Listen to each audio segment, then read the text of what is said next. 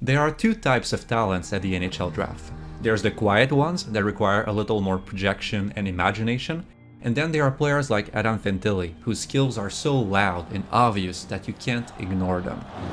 Lucic. Now Fantilli. Fantilli herrlich gemacht! 3:2 Kanada! You don't need to be an experienced scout to understand why Fantilli could become a great NHLer in his prime. He's the perfect prospect in many aspects. All of his abilities receive at least above average grades from our staff, and we project that most of them will be high-end in the NHL in a few years. Let's start with his skating.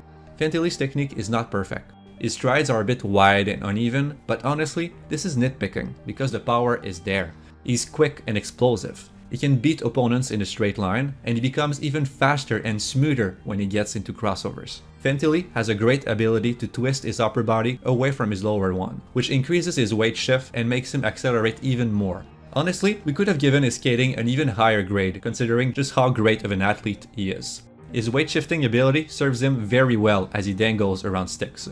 He's a very precise puck handler, both fast and deceptive. He can evade poke checks and also attack the area between the stick and skates of defenders to cut through them. And even when he loses the puck, he always seems to find it back in traffic. What's truly impressive about Fantilli's stick handling, however, is his puck receptions. His catches are all soft, and he instantly positions the puck in an optimal way. He got it ahead over the line, they beat the D-man to the outside, jam it right on, score! Off the rush, he receives passes in hard and aggressive accelerations to go through or around defenders before they can stop him. He scans ahead to find space and instantly attacks it on his first touch. And he's just as effective at catching with both his forehand and backhand. Fantilli is fast, but the pace in his game comes from his blend of movements. There's no wasted motion in his reception sequences. He catches the puck in motion and instantly initiates his next play. This ability to play off the pass is also why he's such a projectable shooter.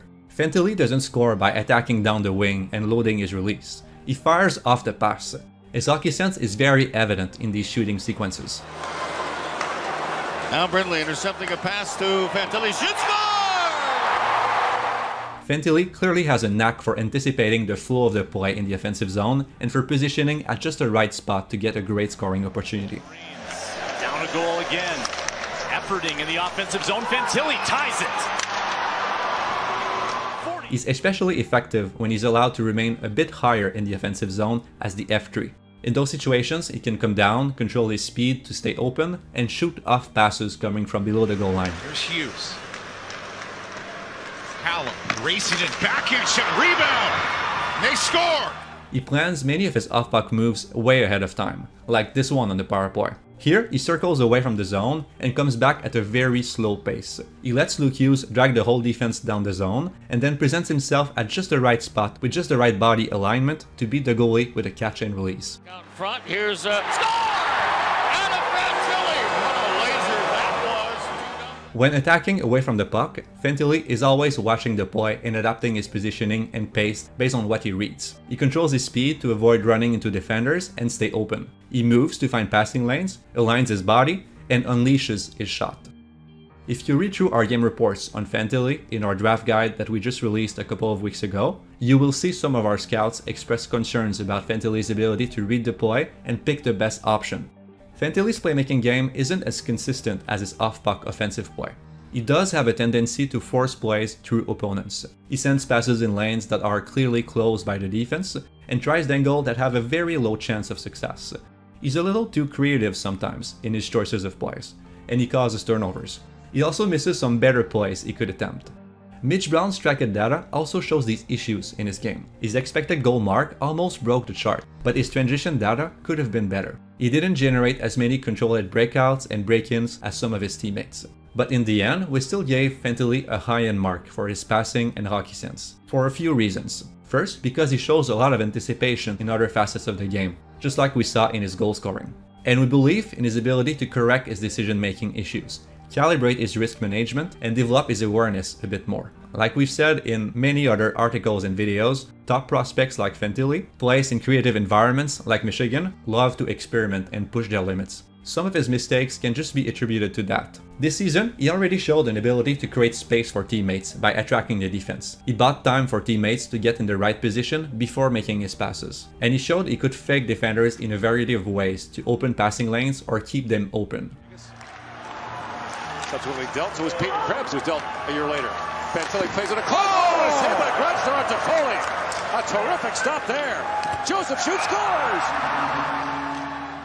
And that he could move the puck fast and precisely on the power play before the defense could close down lanes. Fantilli shoots. They score! Ridley! Power play! And when there was no way to reach teammates directly, Fantilli found workarounds, like sending the puck inside space for those teammates. And he was especially effective at distributing the puck below the goal line. All right, here's a feed out in front. They score!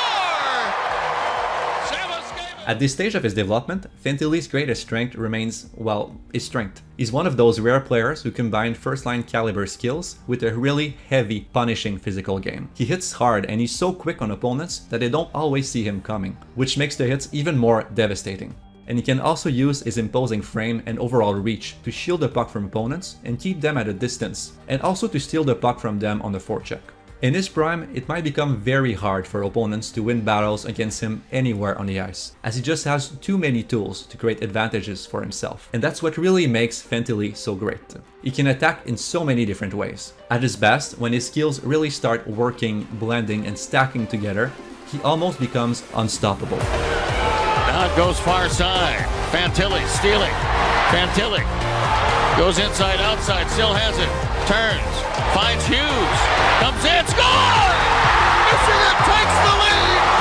Fourth goal! Like Augustine has for Team USA, he's really given them a quality last line of defense. Here's Dean, picks it up far side, centering pass, score! Pass is hammered wide by Waugh. Fantilli winds in through the top and shoots, scores! Nice job by Minnesota to take the body away from Truscott. He almost got around him, but Minnesota took his body and he wasn't able to. Nice move, Fantilli. Oh! Boy, oh boy. Where was the hook there? Here's the score! Fantilli! His second goal! And no whistle.